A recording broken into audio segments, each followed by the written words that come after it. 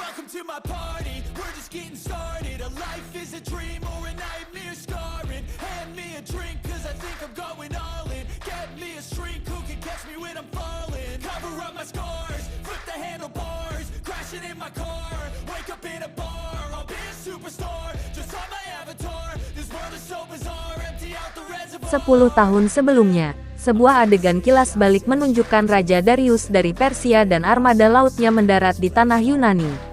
Namun, Themistokles memimpin pasukan Yunani dan melakukan sebuah serangan kejutan.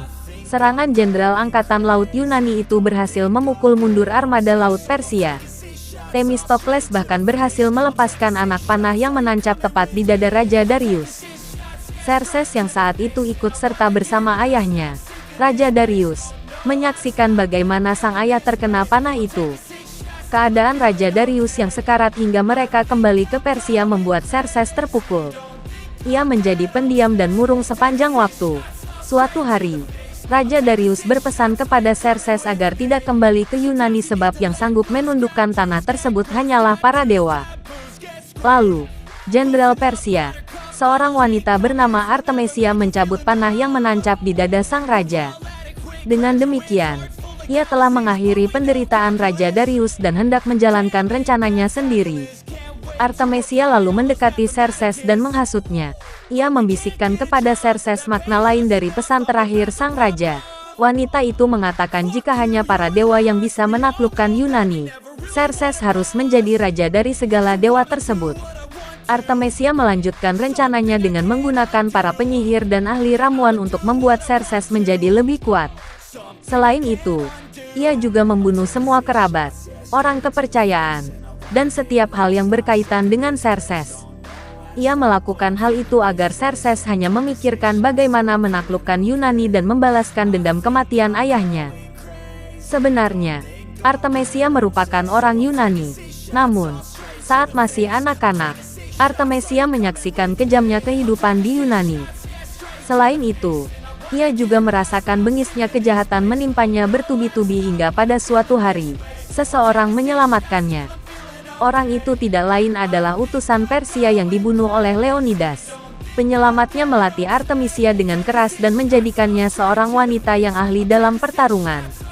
Lalu, pengabdiannya kepada Raja Darius dan kekuasaan Xerxes sebagai penerus raja membuat Artemisia menjadi sosok yang sadis. Kini, sebagai jenderal sekaligus tangan kanan Xerxes, ia mendapat kepatuhan dari rasa takut setiap orang terhadapnya.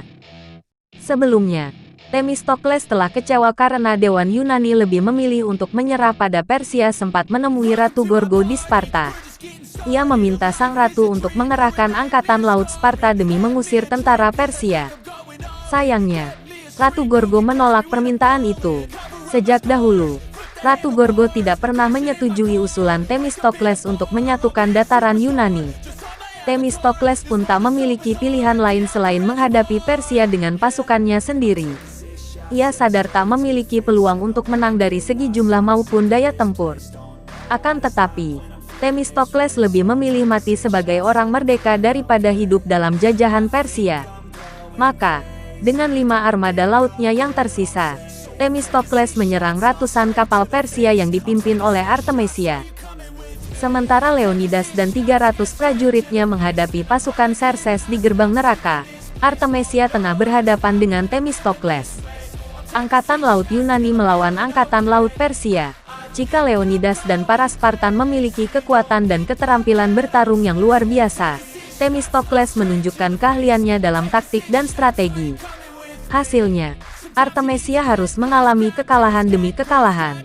Pada pertempuran pertama, Themistokles memanfaatkan kapal-kapal Yunani yang lebih kecil dan lebih cepat dalam menghadapi kapal-kapal Persia. Dengan melakukan manuver dan menusuk kapal Persia melalui samping, para pasukan Yunani mampu memukul mundur armada laut Persia saat itu. Lalu, pada perang kedua, Themistokles memanfaatkan medan tempur dan cuaca yang berkabut untuk kembali mengalahkan kapal-kapal Persia. Menyadari ketangguhan angkatan laut Yunani, Artemisia mengundang Themistokles untuk berbicara. Ia bermaksud menggoda dan menawarkan sebuah kesepakatan dengan jenderal Yunani itu. Meskipun sempat memanfaatkan ketertarikan alami antara lawan jenis yang terjadi di antara mereka, Themistokles tetap menolak untuk menyerah kepada Persia. Penolakan itu pun menjadikan Artemisia murka sekaligus galau. Berikutnya, Artemisia sendirilah yang memberi komando dan strategi. Ia mengirim pasukan berani mati yang telah dibekali dengan bahan peledak. Ia menuangkan minyak di pinggir pantai Yunani, kemudian membakar semuanya.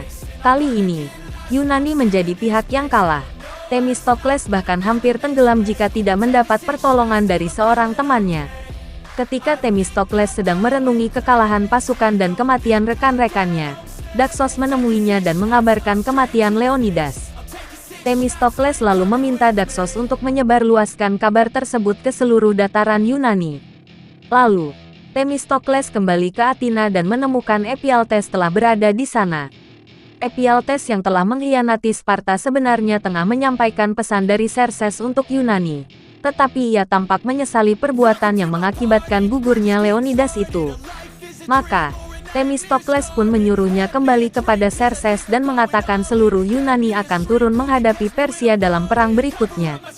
Themistokles juga menemui Ratu Gorgo dan meminta bantuan darinya lagi. Meski Ratu Gorgo tetap keberatan dengan permintaan itu, Themistokles mengatakan agar setidaknya sang ratu bertindak untuk membalaskan kematian Leonidas. Di pihak Persia, Artemisia yang terkejut mendapati informasi bahwa Themistokles masih hidup segera menyiapkan pasukannya untuk kembali berperang. Ia mengabaikan instruksi Xerxes untuk mengirim pasukan pengintai terlebih dahulu. Pasukan Angkatan Laut Yunani tampak putus asa setelah kekalahan mereka terakhir kali. Themistokles pun memberi kebebasan untuk memilih akan lanjut berperang atau pulang dan meninggalkan pasukan. Namun, setiap orang lebih memilih untuk tetap bertahan dan bertempur demi Yunani. Sementara itu, Artemisia telah siap dengan ratusan armada dan ribuan pasukannya untuk meratakan dataran Yunani dan Athena. Maka, pertemuan pasukan Angkatan Laut Yunani dan Persia pun membuka perang penentuan yang terkenal dengan sebutan Perang Salamis itu. Pasukan Yunani yang compang camping menyerbu barisan armada Persia yang kokoh. Sementara itu, Themistokles memacu kudanya dan mengincar keberadaan Artemisia. Pertarungan antara dua jenderal itu pun berlangsung sengit dan keduanya berakhir dalam keadaan sama-sama memojokkan. Tiba-tiba, dari gemuruh dari kejauhan menunjukkan kapal perang Angkatan Laut Yunani dengan kekuatan penuhnya. Selain itu, juga ada Arkadia, Thebes, Delphi, Olimpian, dan juga Sparta. Seluruh daratan Yunani kini telah bersatu. Themistokles meminta Artemisia untuk menyerah, tetapi wanita itu lebih memilih untuk gugur di tangan Themistokles. Film diakhiri dengan pasukan Sparta yang dipimpin Ratu Gorgo menyerbu tentara Persia. Untuk mendapatkan informasi lebih lanjut mengenai film-film yang pernah hit pada masanya, ataupun film yang lagi tren saat ini, jangan lupa like, subscribe, dan beri komentar pada kami, agar kami bisa memberikan informasi lebih banyak mengenai film-film terbaik. Terima kasih, sehat selalu.